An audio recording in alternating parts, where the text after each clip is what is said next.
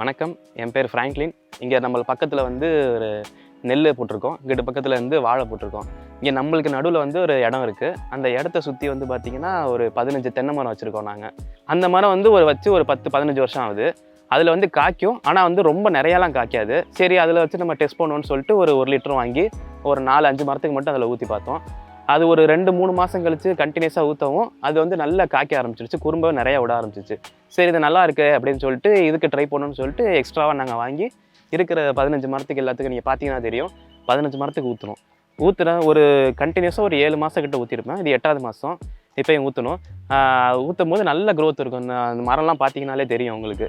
நல்ல குறும்பெல்லாம் விட்டு நல்ல காயெல்லாம் நல்லா காய்ச்சிருக்கும். அதனால் இது வந்து நான் கண்டிப்பாக ப்ரிஃபர் பண்ணுவேன் எல்லாத்துக்கும். நீங்களும் ஒரு தடவை ட்ரை பண்ணி பாருங்கள். இந்த மரத்தை பார்த்தீங்கனாலே தெரியும் உங்களுக்கு. இங்கே நிறைய காய் காய்ச்சிருக்குங்கிறது நல்லா பாருங்கள். இதில் நல்லா நிறைய காய் காய்ச்சிருக்கும். இது வந்து இது ஏபிகேஸோட எஃபெக்ட்னு தான் நினைக்கிறேன். ஏன்னா ஒரு கண்டினியூஸாக நான் வந்து ஒரு 7 மாதமாக யூஸ் பண்ணிக்கிட்டு இருக்கேன் விடாமல். அந்த யூஸ் பண்ணுறதுனால அதோட ரிசல்ட்டை தான் இப்போ நீங்கள் பார்க்குறீங்க. நிறைய காய் காய்ச்சிருக்கும்.